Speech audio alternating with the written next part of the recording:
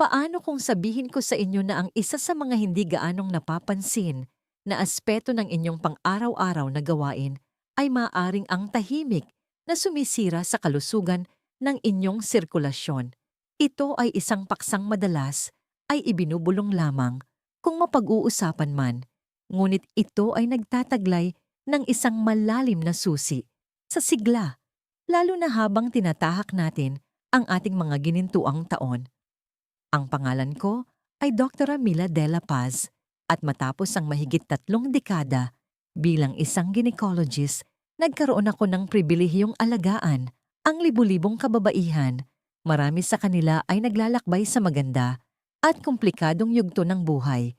Pagkatapos ng edad 60, nakaupo ako sa aking klinika sa maaraw na Makati, nakikinig sa mga kwento ng makulay na buhay ng mga apo at mga garden club ng mga plano sa paglalakbay at mga itinatanging alaala.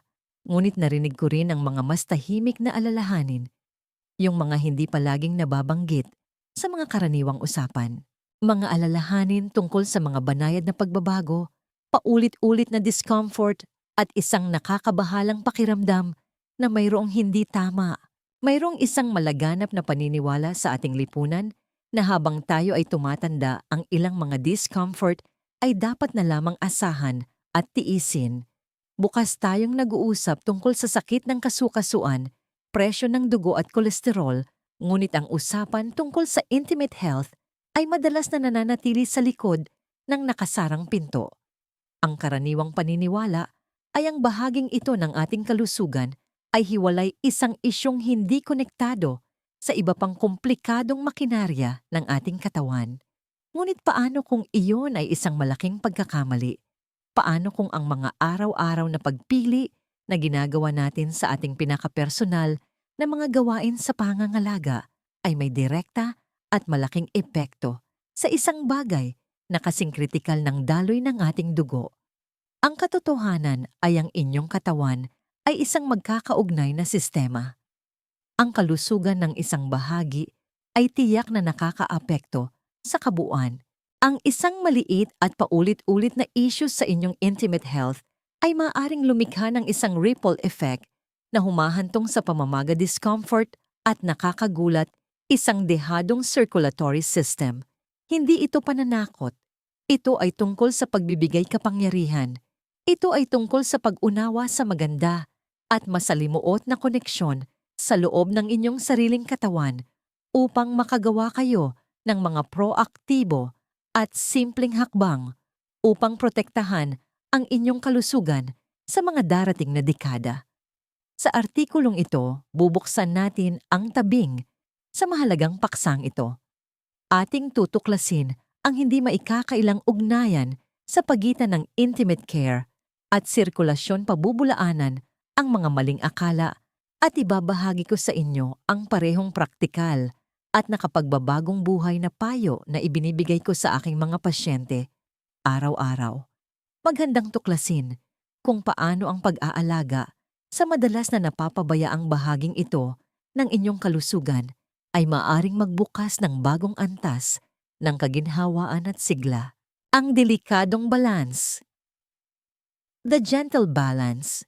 Ang unang haligi ng magkakaugnay na sistemang ito na kailangan nating talakayin ay isang bagay na tinatawag kong ang delikadong balance.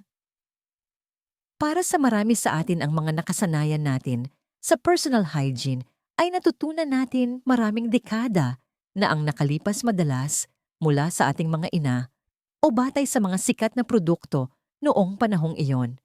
Isipin ang mga matatapang at sobrang pabangong sabon, mga talcum powder na dating pangunahing gamit sa bawat dressing table at ang one-size-fits-all na diskarte sa paglilinis.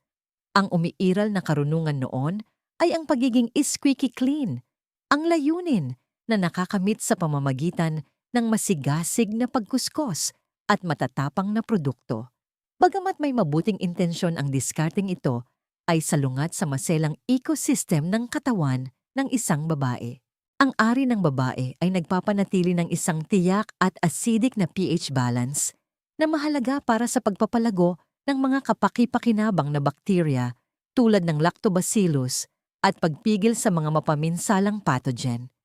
Kapag sinisira natin ang balanseng ito, gamit ang mga alkaline na sabon, agresibong pagdouche o mga produktong puno ng kemikal at pabango, tinatanggal natin ang mga natural na depensang ito. Hindi lamang ito humahantong sa agarang discomfort tulad ng pangangati, pagkatuyo o paulit-ulit na impeksyon tulad ng bacterial vaginosis o yeast infection. Lumilikha ito ng isang estado ng talamak at bahagyang pamamaga o chronic low-grade inflammation. Ngayon, maaaring iniisip ninyo, ano naman ang kinalaman ng kaunting lokal na pamamaga sa malawak na network ng aking mga ugat? Ang sagot ay lahat-lahat. Isipin ang pamamaga bilang isang alarma sa sunog sa inyong katawan. Kapag ito ay na-trigger ang inyong immune system, ay nagmamadaling pumunta sa lugar, naglalabas ng isang serye ng mga chemical messenger. Kapag ang alarmang ito ay patuloy na tumutunog, kahit sa mababang antas ang buong katawan ninyo ay nananatili sa estado ng mataas na alerto. Ang chronic inflammation na ito ay isang dokumentadong kontrabida sa kwento ng cardiovascular disease. Maaari nitong sirain ang manipis na lining ng inyong mga daluyan ng dugo na kilala bilang endothelium. Ang pinsalang ito ay ginagawang hindi na gaanong flexible ang mga daluyan at mas madaling kapitan ng plaque, ang malagkit na pinaghalong kolesterol taba at iba pang sangkap. Ang prosesong ito na kilala bilang atherosclerosis ang pinag-uugatan ng karamihan sa mga atake sa puso at stroke. Ito ay parang isang mabagal at tahimik na pagbabara sa mga pinaka-critical na tubo ng inyong katawan. Ang pamamaga na nagmumula sa isang hindi balanseng intimate environment ay nag-aambag sa pangkalahatang bigat ng pamamaga sa inyong katawan na nagdaragdag ng gatong sa mapanganib na apoy na ito. Ang inyong sirkulasyon na umaasa sa makinis at bukas na mga daanan ay direktang nakokompromiso. Maaaring bumagal ang daloy ng dugo, tumaas ang presyo ng dugo, at tumaas ang panganib ng pamumuo ng dugo. Ito ay isang malinaw na paalala na ang isang tila maliit at lokal na issue ay maaaring magkaroon ng systemic at nakapagbabagong buhay na mga kahihinatnan. Kaya paano natin maibabalik at mapapanatili ang delikadong balanseng ito? Ang solusyon ay napakasimple, less is more. Ang unang hakbang ay itigil ang paggamit ng matatapang na sabon at mga produktong may pabango. Ang inyong ari ay isang self-cleaning organ. Hindi ito kailangang kuskusin o lagyan ng pabango. Para sa panlabas na paglilinis ng vulva, sapat na ang maligamgam na tubig. Kung sa tingin ninyo ay kailangan ninyo ng panlinis, pumili ng isa na partikular na idinisenyo para sa intimate use. Ibig sabihin dapat itong pH-balanced hypoallergenic at walang mga pabango pang kulay at matatapang na kemikal tulad ng sulfates. Maghanap ng mga produktong may mga sangkap na nagpapakalma tulad ng aloe o calendula. Pangalawa, itigil na ang pagdouche. Ang gawaing ito ay hindi lamang hindi kailangan, kundi aktibong nakakapinsala dahil tinatanggal nito ang lahat ng mabubuting bakterya at ganap na sinisira ang natural na pH. Panghuli, bigyang pansin ang inyong paglalaba. Labahan ang inyong damit panloob sa isang banayad at walang pabangong detergent at isaalang-alang ang isang dagdag na banlaw para matiyak na natanggal ang lahat ng residue. Piliin ang presko at 100% cotton na underwear, lalo na para sa pang-araw-araw na suot dahil pinapayagan nito ang sirkulasyon ng hangin at binabawasan ang pamumuo ng moisture na lumilikha ng isang hindi kaaya-ayang kapaligiran para sa mga mapaminsalang bakterya. Naaalala ko ang isang pasyente, isang kaibig-ibig na babae mula sa labas ng Cebu na nagngangalang Elena na lumapit sa akin noong siya ay nasa huling bahagi na ng kanyang 60s. Pinahihirapan siya ng maraming taon ng paulit-ulit na impeksyon at patuloy na nakakainis na pangangati. Sinubukan na niya ang lahat ng over-the-counter na cream at sinunod ang karaniwang kaalaman sa kalinisan na kinabibilangan ng isang sikat at sobrang pabangong body wash. Siya ay bigo at pakiramdam niya ay binibigo siya ng kanyang katawan. Sa kanyang check-up napansin din namin na tumataas ang kanyang presyo ng dugo.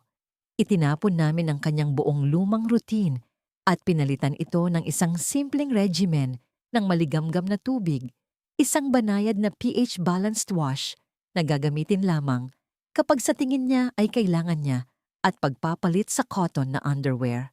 Sa loob ng isang buwan, nawala ang kanyang mga chronic na sintomas. Ngunit ang mas kapansin-pansin ay ang itsura sa kanyang mukha pagkatapos ng 6 na buwan. Alam mo, Dr. Mila, sabi niya, hindi lang ako mas komportable doon sa baba kaysa sa mga nakaraang taon, pero parang mas maganda ang pakiramdam ko sa buong katawan.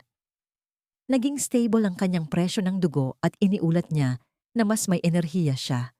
Bagamat hindi ito isang kontroladong siyentipikong eksperimento, ang kwento ni Elena ay isang makapangyarihang paglalarawan kung paano ang pagbabawas ng isang pinagmumulan ng chronic inflammation ay maaaring magkaroon ng malalim at positibong epekto sa inyong pangkalahatang kagalingan. Kumusta ang pakiramdam ninyo tungkol sa inyong sariling routine ngayon? Mayroon ba sa mga ito ang tumatatak sa inyo? O marahil ay nagdulot ng ilang mga katanungan tungkol sa mga produktong kasalukuyan ninyong ginagamit? Kung nahanap ninyong nakakatulong ang unang puntong ito at nagbigay ito sa inyo ng pag-iisipan, mangyaring pindutin ang numerong 1. Kung sa tingin ninyo ay hindi ito angkop sa inyo o hindi nakatulong, mangyaring pindutin ang numerong 0. Ang inyong feedback ay napakahalaga at tumutulong sa akin na iakma ang aking payo upang mas mahusay na makapaglingkod sa inyo. Ang kahalagahan ng sapat na moisture at integridad ng tissue moisture and tissue integrity. Ang ikalawang mahalagang elemento na dapat nating talakayin ay ang konsepto ng moisture at integridad ng tissue. Habang marahan tayong lumilipat sa yugto ng menopause at higit pa nakakaranas ang ating mga katawan ng natural na pagbaba ng estrogen, ang hormone na ito ang punong arkitekto ng ating mga reproductive tissue na responsable sa pagpapanatiling makapal, nababanat at may sapat na lubrication ng balat sa ari at paligid nito. Habang bumababa ang antas ng estrogen, ang mga tissue na ito ay maaring numipis, maging mas marupok at mas matuyo, isang kondisyon na kilala bilang vulvovaginal atrophy o mas kamakailan ang genitourinary syndrome of menopause GSM. Hindi ito isang sakit. Ito ay isang normal na pagbabagong pisyolohikal, ngunit ang mga epekto nito ay maaaring maging malawak. Ang karaniwang naratibo ay madalas na humihinto sa masakit na pakikipagtalik, ngunit ang mga implikasyon nito sa inyong pang-araw-araw na ginhawa at kalusugan ng sirkulasyon ay mas malawak pa. Ang tuyo at manipis na tissue ay madaling magkaroon ng maliliit na punit at bitak mula sa mga simpleng pang-araw-araw na aktibidad tulad ng paglalakad, pag-upo, o kahit na pagsusuot ng ilang uri ng damit. Isipin ito na parang pagkakaiba sa pagitan ng isang malambot at basing dahon at isang tuyo at malutong na dahon. Ang tuyong dahon ay nabibitak at nasisira sa kaunting puwersa lamang. Ang mga mikroskopikong pinsalang ito, tulad ng tinalakay nating pH imbalance, ay isa pang pinagmumulan ng chronic low-grade inflammation. Ang bawat maliit na punit ay nagpapadala ng senyales sa inyong immune system upang simulan ang proseso ng pag-aayos na nagpapanatili sa katawan sa parehong estado ng mataas na alerto. Ngunit may isa pang mas direktang koneksyon sa sirkulasyon dito. Ang malusog at may sapat na estrogen na tissue ay mayaman sa isang network ng maliliit na daluyan ng dugo o capillaries. Tumutulong ang estrogen na mapanatili ang kalusugan at densidad ng network na ito na tinitiyak ang isang matatag na supply ng oxygen at nutrients sa lugar. Kapag bumaba ang estrogen at ang tissue ay numipis, atrophy, ang capillary network na ito ay nababawasan. Ang daloy ng dugo sa rehiyon ay natural na nababawasan. Ito ay mahalaga sa 2 dahilan. Una, ang nabawasang daloy ng dugo ay nagpapalala sa pagkatuyo at pagnipis na lumilikha ng isang paulit-ulit na problema. Ang tissue ay nagiging hindi gaanong malusog dahil hindi ito nakakakuha ng sirkulasyon na kailangan nito, at habang ito ay lalong nagiging hindi malusog, lalo namang humihina ang sirkulasyon. Pangalawa, ang lokal na pagbawas ng daloy ng dugo na ito ay isang sintomas ng isang mas malawak na potensyal na issue. Sinasalamin nito ang isang pagbabago sa kung gaano kahusay gumagana ang inyong microcirculation, ang sirkulasyon sa inyong pinakamaliliit na daluyan ng dugo. Ang kalusugan ng maliliit na daluyang ito ay isang panukat para sa kalusugan ng inyong buong cardiovascular system. Ang mahinang microcirculation sa isang lugar ay maaring isang maagang babala ng mga systemic na issue sa ugat na maaring makaapekto sa inyong puso, utak at mga braso't binti. Ang solusyon ay hindi ang basta na lang tanggapin ang discomfort na ito, kundi ang aktibong punan at protektahan ang mga maselang tissue na ito. Ang una at pinakamadaling hakbang ay ang paggamit ng isang mataas na kalidad at pangmatagalang vaginal moisturizer. Iba ito sa isang lubricant na ginagamit para sa sexual na aktibidad. Ang moisturizer ay para sa regular at patuloy na paggamit. Isipin ito bilang isang facial moisturizer, ngunit para sa inyong intimate tissues. Ilapat ito 2 hanggang 3 beses sa isang linggo. Maghanap ng mga produktong walang hormones, parabens, glycerin na kung minsan ay maaring maging sanhi ng iritasyon at mga pabango. Ang hyaluronic acid ay isang kamanghamanghang sangkap na hahanapin dahil ito ay humihigop ng moisture papasok sa mga selula na tumutulong na mapuno at ma-rehydrate ang tissue mula sa loob. Ang ikalawang hakbang ay ang paggamit ng lubricant sa anumang sexual na aktibidad. Ito ay hindi dapat kalimutan. Pinoprotektahan nito ang tissue mula sa pagkiskis at pagkapunit na pumipigil sa sakit at pamamaga. Ang mga silicone-based na lubricant ay karaniwang mas matagal ang epekto at napaka-epektibo, habang ang mga water-based na option ay mahusay din. Siguraduhin lamang na iwasan ang anumang may warming o tingling effects dahil naglalaman ito ng mga nakakairita. Para sa maraming kababaihan, sapat na ang mga hakbang na ito upang maibalik ang ginhawa at kalusugan ng tissue. Gayunpaman, kung magpapatuloy ang pagkatuyo at discomfort, mahalagang makipag-usap sa inyong healthcare provider tungkol sa localized estrogen therapy. Hindi ito katulad ng systemic hormone therapy na may mas maraming panganib at naging paksa ng maraming debate noon. Ang lokal na estrogen na dumarating sa anyo ng mga cream tableta o isang flexible na singsing na inilalagay sa ari ay naghahatid ng napakababang dosis ng hormone direkta sa mga tissue na nangangailangan nito na may kaunting pagsipsip lamang sa natitirang bahagi ng katawan. Ito ay napakaligtas at epektibo para sa karamihan ng kababaihan at direkta nitong tinutugunan ang sanhi ng problema sa pamamagitan ng pagpapanumbalik ng integridad ng tissue at pagpapabuti ng daloy ng dugo.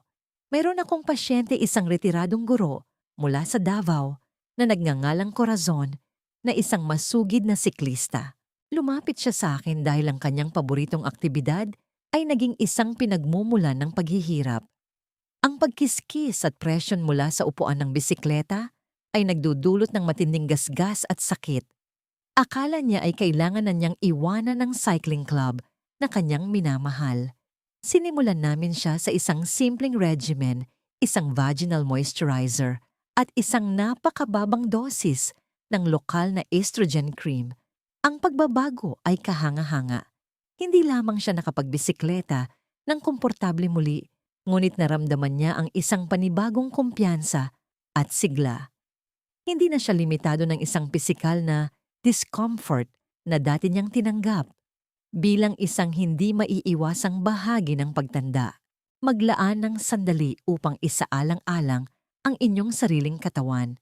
Napansin ba ninyo ang mga pagbabago sa moisture o sensitivity sa paglipas ng mga taon? Ito ba ay isang lugar kung saan nakaramdam kayo ng discomfort, ngunit marahil ay hindi alam kung ano ang gagawin tungkol dito? Kung ang impormasyong ito ay naging maliwanag at nagbigay sa inyo ng ilang praktikal na ideya, lubos kong ikagagalak kung pipindutin ninyo ang numerong 1. Kung ang bahaging ito ay hindi gaanong nakatulong para sa inyo, mangyaring pindutin ang 0. Ang inyong feedback ang nagbibigay daan sa akin na lumikha ng mas mahusay at mas angkop na payo. Ang kapangyarihan ng paggalaw ng balakang, the power of pelvic movement. Ang ating pangatlo at huling haligi ay masasabing siyang pinakadirektang kumukonekta sa inyong circulatory system. Ang kapangyarihan ng paggalaw ng balakang. Kapag iniisip natin ang sirkulasyon, karaniwang pumapasok sa ating isipan ang mga ehersisyong cardio tulad ng paglalakad, paglangoy o pagbibisikleta na lahat ay mahuhusay at mahalaga. Iniisip natin ang puso na nagbobomba ng dugo sa mga pangunahing ugat patungo sa ating mga binti at braso. Ngunit madalas nating nakakalimutan ang masalimuot na network ng mga ugat na nagsusuplay sa rehiyon ng balakang, ang pinakasentro ng ating katawan. Ang lugar na ito ay kinalalagyan ng ating pantog bituka at mga reproductive organ. Habang tayo ay tumatanda, ang kombinasyon ng mga salik ay maaaring humantong sa pagstagnant o paghina ng sirkulasyon sa mahalagang bahaging ito. Ang habambuhay na pag-upo sa isang desk, sa kotse, sa sopa ay maaaring magdulot ng paninikip ng hip flexors at paninikip ng pelvic floor. Ang mga pagbabago sa postura at ang natural na pagbaba ng muscle mass ay maaari ring mag-ambag sa hindi gaanong mahusay na daloy ng dugo.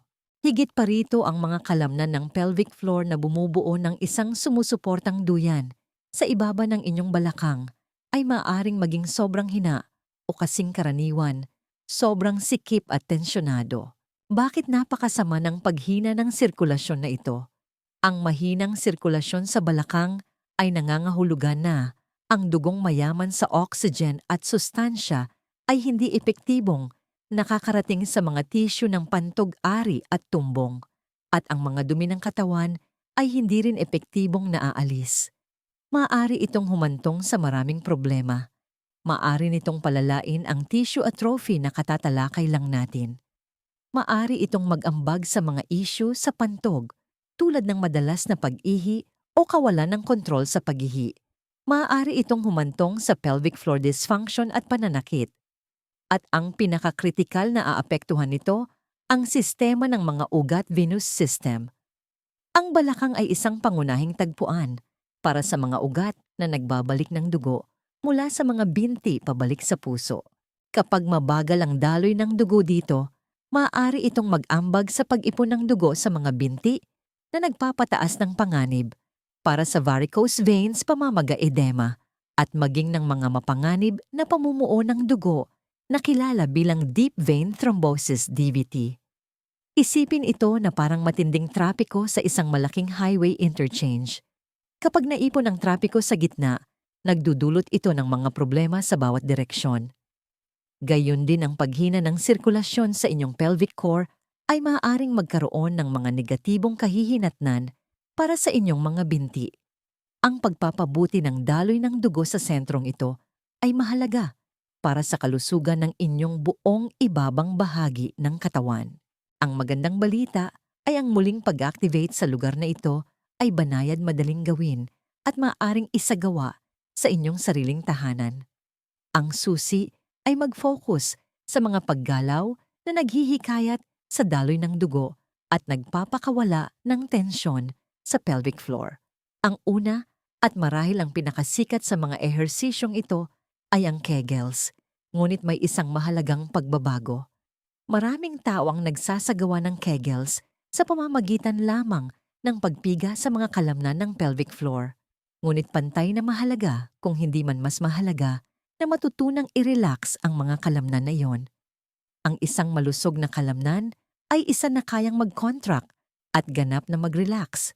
Kaya ang ehersisyo ay isang mabagal at maingat na pagpiga Isipin na sinusubukan ninyong pulutin ang isang blueberry gamit ang inyong ari pigilin sa loob ng 3 bilang at pagkatapos, napakabagal at sinasadya, bitawan at i-relax sa loob ng 6 na bilang. Ang yugto ng pag-relax ay doble ang haba kaysa sa pagpiga. Ito ay nagtataguyod ng sirkulasyon at pinipigilan ang mga kalamnan na maging sobrang sikip. Subukang gawin ang isang set ng 10 ilang beses sa isang araw. Ang ikalawang aksyon ay ang pagsasama ng banayad na pelvic tilts. Maaari ninyo itong gawin habang nakahiga sa inyong likod na nakabaluktot ang mga tuhod at nakalapat ang mga paa sa sahig. Dahan-dahang idiin ang inyong ibabang likod sa sahig, bahagyang itaas ang inyong balakang at pagkatapos ay bitawan. Ang simpleng pag-ugoy na ito ay parang isang masahe para sa inyong ibabang likod at balakang na naghihikayat sa paggalaw ng likido at dugo. Panghuli, isa sa mga pinakakapakipakinabang na kasanayan na maaari ninyong gawin ay ang sinasadyang diaphragmatic breathing o belly breathing. Humiga ng komportable at ilagay ang isang kamay sa inyong dibdib at ang isa pa sa inyong tiyan. Habang dahan-dahan kayong humihinga, papasok sa ilong, hayaang tumaas ang inyong tiyan, nararamdaman ang pagbaba ng inyong diaphragm. Habang dahan-dahan kayong humihinga, palabas bumababa ang inyong tiyan. Ang diaphragm at ang pelvic floor ay idinisenyo upang magtulungan. Habang bumababa ang diaphragm sa paghinga, papasok ang pelvic floor ay dapat na dahan-dahang bumaba at mag-relax. Habang tumataas ang diaphragm sa paghinga, palabas ang pelvic floor ay natural na bumabalik. Ang magandang ritmikong sayaw na ito ay ang sariling panloob na circulatory pump ng katawan. Dahan-dahan nitong minamasahe ang mga organo, hinihikayat ang daloy ng dugo at pinapakalma ang buong nervous system na tumutulong din na mapababa ang presyo ng dugo. Isang babae na nagngangalang Maria, isang retiradong librarian mula sa Baguio, ang dumalo sa isang wellness workshop na aking pinangunahan. Siya ay dumaranas ng talamak na pananakit ng balakang at namamagang mga bukong-bukong sa pagtatapos ng bawat araw. Siya ay isang masugid na mambabasa at maraming oras na nakaupo. Itinuro ko sa kanya ang mga simpleng ehersisyong ito, ang maingat na Kegel's pelvic tilts at belly breathing. Nangako siyang gagawin ang mga ito sa loob lamang ng 10 minuto tuwing umaga at magkakaroon ng maikling pahinga sa araw upang gumawa ng ilang pelvic tilts. Pagkatapos ng ilang buwan, iniulat niya na hindi lamang nabawasan ng malaki ang kanyang pananakit ng balakang, kundi pati na rin ang pamamaga sa kanyang mga bukong-bukong ay hindi na gaanong kapansin-pansin. Pakiramdam niya ay mas magaan at mas konektado sa kanyang sariling katawan. Binuksan niya ang sariling kakayahan ng kanyang katawan na magpagaling at mag-regulate sa sarili nito sa pamamagitan ng simple at maingat na paggalaw. Huminto muna tayo sa huling pagkakataon. Isipin ang inyong pang-araw-araw na paggalaw. Marami ba kayong oras na nakaupo? Naisip ba ninyo na ang mga target at banayad na ehersisyo ay maaring makaapekto sa inyong sirkulasyon sa ganito kadirektang paraan? Kung ang huling seksyon na ito ay nagbigay sa inyo ng mahahalagang kasangkapan na, sa tingin ninyo, ay magagamit ninyo mangyaring pindutin ang 1. Kung hindi ito gaanong tumama sa inyo, mangyaring pindutin ang 0. Taus-puso kong pinahahalagahan ang inyong tapat na feedback. Konklusyon, habang tinatapos natin ang ating pag-uusap, maglaan tayo ng sandali upang pagnilayan ang ating pinagdaanan. Nagsimula tayo sa pamamagitan ng paghamon sa mapanganib na paniniwala na ang intimate health ay hiwalay sa iba pa nating kagalingan. Ating sinuri ang masalimuot at hindi maikakailang koneksyon sa pagitan ng pangangalaga sa inyong pinakapersonal na bahagi at ng kalusugan ng inyong buong circulatory system, ang ilog ng buhay na nagpapalusog sa bawat selula ng inyong katawan. Nakita natin kung paano ang pagpapanumbalik ng delikadong balanse sa pamamagitan ng pag-iwan sa mga matatapang at makalumang gawi sa kalinisan ay maaring puksain ang apoy ng chronic inflammation na sumisira sa ating mga daluyan ng dugo. Natutunan natin kung paano ang pag-aalaga sa moisture at integridad ng tissue sa pamamagitan ng simple at sumusuportang mga hakbang ay hindi lamang nagpapabuti ng ginhawa, kundi pati na rin ng mahalagang daloy ng dugo sa micro level. At sa huli, natuklasan natin ang kapangyarihan ng paggalaw ng balakang na nauunawaan na ang banayad at maingat na ehersisyo ay maaring magsilbing isang makapangyarihang panloob na bomba na lumalaban sa paghina ng sirkulasyon at sumusuporta sa kalusugan ng ugat mula sa ating sentro hanggang sa ating mga paa at kamay. Ang mensaheng nais kong iwan sa inyo ngayon ay isa ng malalim na pagbibigay kapangyarihan. Ang inyong katawan ay hindi isang koleksyon ng magkakahiwalay na bahagi, kundi isang kamangha-manghang pinagsama-samang kabuuan. Ang maliliit, tuloy-tuloy at mapagmahal na mga pagpili na ginagawa ninyo araw-araw ay may ripple effect na lumilikha ng isang kaskada ng mga positibong benepisyo na maaaring malalim na humubog sa kalidad ng inyong kalusugan at buhay. Hindi ito tungkol sa pagdaragdag ng isang dosenang komplikadong gawain sa inyong listahan. Ito ay tungkol sa pagbabago ng inyong pananaw. Ito ay tungkol sa pagpapalit ng katapangan sa kahinahunan ng kapabayaan sa mapagkalingang atensyon at ng paghina ng sirkulasyon sa maingat na paggalaw. Ito ay tungkol sa pagtrato sa inyong katawan ng may kabaitan, respeto at karunungan na nararapat dito sa habang buhay. Ang inyong kalusugan ay hindi isang bagay na nangyayari lamang sa inyo. Ito ay isang direktang salamin ng pangangalaga na inilalaan ninyo sa inyong sarili. Hawak ninyo ang kapangyarihan na protektahan ang inyong sigla, mapabuti ang inyong ginhawa at pangalagaan ang inyong kinabukasan.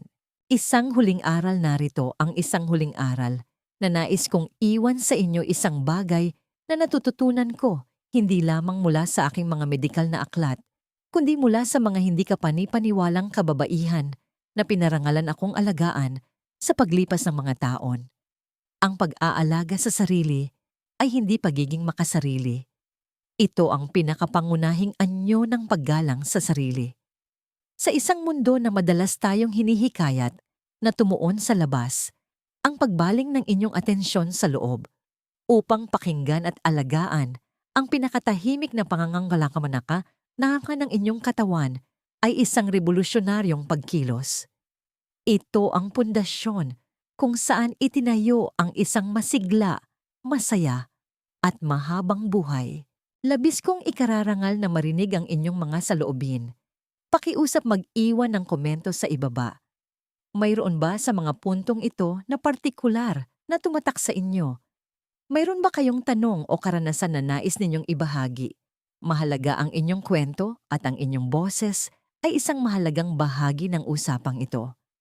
Kung nakita ninyong mahalaga ang impormasyong ito, mangyaring ibahagi ito sa mga kababaihan sa inyong buhay, ang inyong mga kapatid, mga kaibigan, mga anak na babae. Ating basagin ang katahimikan at bigyan ng kapangyarihan ang isa't isa sa pamamagitan ng kaalaman. At panghuli, kung nais ninyong makatanggap ng mas maraming ganitong uri ng kaalaman sa kalusugan, mangyaring maglaan ng sandali upang mag-subscribe. Salamat sa pagbabahagi ng inyong oras sa akin ngayon. Maging malusog at maging mabait sa inyong mga sarili.